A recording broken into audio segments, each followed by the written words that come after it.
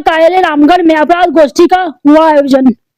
बुधवार को पुलिस अधीक्षक रामगढ़ अजय कुमार के द्वारा पुलिस अधीक्षक कार्यालय रामगढ़ स्थित सभागार कक्ष में अपराध गोष्ठी का आयोजन किया गया, जिसमें मुख्य रूप से सभी थाना ओपी प्रभारी को लंबित कांडों के निष्पादन करने, पुराने कांडों में व्यवहार न्यायालय रामगढ़ में अभियुक्तों को ससमय उपस्थित करने, CCTNS के IIF 2345 में लंबित प्रविष्टि को माह दिसंबर के अंत तक अद्यतन करने, गिरफ्तार कर न्यायिक हिरासत में भेजे गए अभियुक्तों का फोटो को माह दिसंबर के अंत तक अद्यतन करने, इस साक्ष्य में प्रविष्टि हेतु लंबित मामलों को अविलंब प्रविष्ट करने, माह अक्टूबर में प्रतिवेदित एवं निष्पादित विशेष प्रतिवेदित एवं अविशेष प्रतिवेदित कांडों का आंकड़ा लिया गया।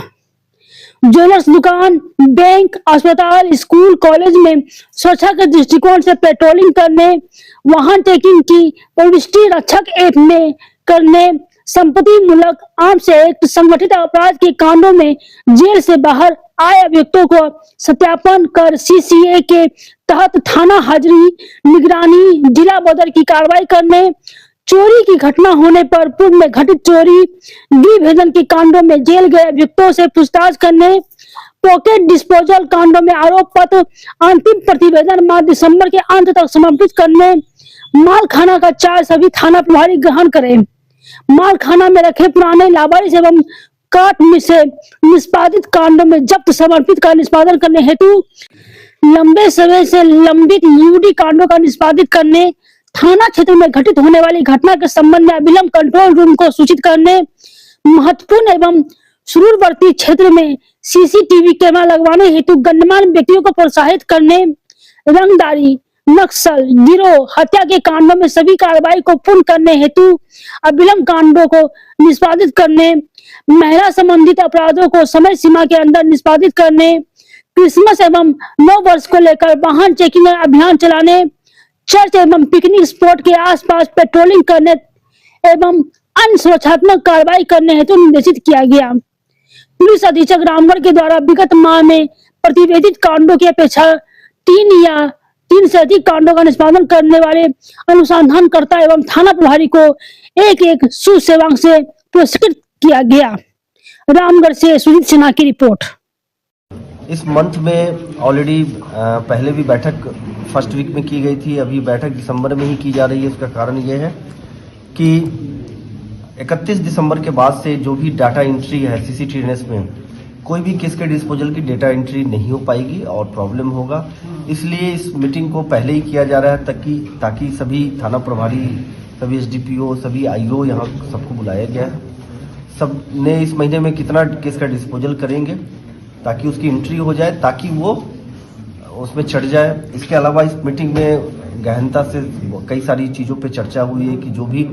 पॉकेट डिस्पोजल होता है कि पुराने केसेज हैं जिसको कि डेली रिपोर्ट में नहीं चढ़ता है और IO अपने पास रखते हैं, लेकिन उसको भी देखा गया है तो कोई भी जिले में ऐसा पॉकेट डिस्पोजल नहीं है, सभी डेली रिपोर्ट में चढ़े हुए हैं।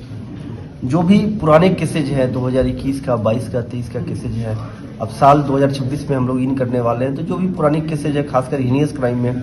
कोई मर्डर से है, रंगदारी से है, किडनैपिंग से है, नक्सल से संबंधित कोई भी केस है, तो उस केस का डिस्पोजल उसको इमीडिएट करना है। इसके अलावा जो भी कोर्ट से रिलेटेड जो भी न्यायालय से जो भी परिवाद आते हैं, उसमें कई थानों में रिव्यू किया गया है कि मामले बचे हुए हैं जिसमें केस करना है, उस संबंध में भी निर्देश दिए गए हैं। इसके अलावा जो जेल से अपराधी छूट रहे हैं, कई जगह पे कुछ घटनाएं हो गई हैं, चोरियां, कई थानों में चोरी का मामला भी आया है,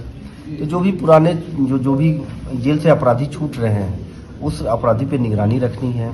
जो अपराधी जेल जा रहे हैं उनके फिंगरप्रिंट्स लिए जा रहे हैं कि नहीं, उन पर प्रॉपर निगरानी रखा जा रहा है कि नहीं, जेल में उनकी एक्टिविटी, जेल में जाके फिर उन पर भी बातचीत करना है, उनको समझाना है ताकि वो फिर से जेल से जब वापस आए तो फिर से मुख्य धारा में शामिल हो, न कि क्राइम में शामिल हो जाए। इसके अलावा हमारा ये रामगढ़ ज़िले में एक्सीडेंट्स बहुत होते हैं। चुट्टू पालू घाटी है या फिर गोला का जो एरिया है, रजरप्पा का एरिया है, कुज्जू घाटों का एरिया है, हाईवे पे बहुत सारे एक्सीडेंट्स होते हैं। तो उस एक्सीडेंट्स को कैसे कम किया जा सके और लोगों की बहुमूल्य जान कैसे बचाई जा सके, उस संबंध में भी चर्चा हम लोग के द्वारा, पूरे टीम के द्वारा किया जा रहा है। इसके अलावा सीसीटीवी को भी प्रमोट किया जा रहा है कि लोगों को बोलकर सरकारी स्तर पे जो भी सीसीटीवी हो सकते हैं इंस्टॉल वो हम लोग करवा ही रहे हैं। और व्यापारियों को बोलकर, घर वालों को बोलकर, जिनके क्षेत्र में होता है कि सीसीटीवी से हम लोग को अगर कोई अपराध होता है तो एक इन्फॉर्मेशन, एक लीड मिल जाए और हम लोग अपराधी को पकड़ सकें। इसके अलावा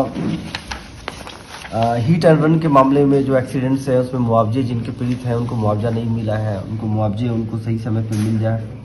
इसके अलावा जो भी केस का डिस्पोजल हो जाता है तो जब तक वो कंप्यूटर पे, वो सीसीटीएनएस पे नहीं चढ़ता है, IF5 बोला जाता है, जिसमें कि अगर वो नहीं चढ़ेगा तो वो डिस्पोजल का कोई महत्व नहीं रह जाएगा। उस संबंध में भी युद्ध स्तर पे काम किया जा रहा है। जो भी यूडी केसेज हैं जो कि पुराने हैं, 10 साल से, 12 साल से, 15 साल से पड़े हुए हैं, FSL से विसरा लाना है या कोई FSL का रिपोर्ट लाना है, उस संबंध में भी गहनता से बात की गई है कि उस यूडी केसेज का डिस्पोजल जितना जल्दी हो उसको किया जाए। जो भी दागी हैं, जो भी जेल से छूटे हुए अपराधी है, उस पर निगरानी रखना है, उन पर सर्विलांस प्रोसीडिंग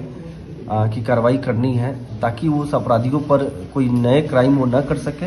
उस पर हमेशा नज़र रखनी है। उसके अलावा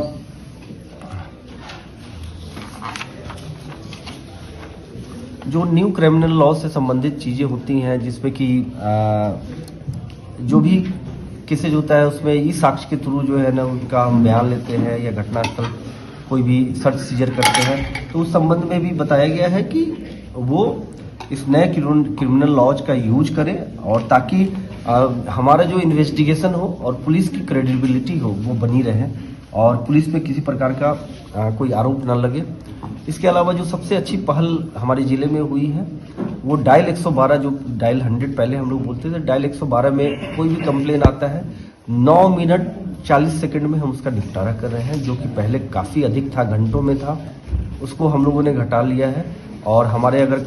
कंट्रोल रूम में कोई भी फ़ोन आता है, कोई भी 112 पे फ़ोन आता है तो पब्लिक को हम लोग 9 मिनट 40 सेकंड में उनको पुलिस की सेवाएं उपलब्ध कराती है, हमारी वैन वहाँ पहुँचती है, पुलिस का असिस्टेंस पहुँचता है और उनकी प्रॉब्लम को हम लोग सॉल्व करते हैं। इसके अलावा कोर्ट से जो भी हमारे मामले हैं, जो भी कुर्की है, वारंट है, जो भी पुराने पेंडिंग है, उन सबकी डिस्पोजल पे बात की गई और इस प्रकार से पूरे ज़िले में किस प्रकार से हम लोग अपराध मुक्त कर सके। नया वर्ष आने वाला है, क्रिसमस का त्यौहार कल है और यहाँ भीड़ भाड़ की समस्या भी रहेगी, उस पर कैसे नियंत्रण हो ताकि लोग नए साल में पिकनिक मना सके। यहाँ छिन्नमस्ती के रजरप्पा मंदिर में और पतरातू में काफ़ी भीड़ रहता है, उस पर भी किस प्रकार से हम लोग ट्रैफिक कंट्रोल कर सके और लोग मंदिर में अच्छे से दर्शन कर सके, पतरातू में लोग वहाँ घूम फिर सके अपनी फैमिली के साथ में सुरक्षित तरीके से, उस पर भी सभी थाना प्रभारी, सभी आईओ को निर्देश दिए गए हैं।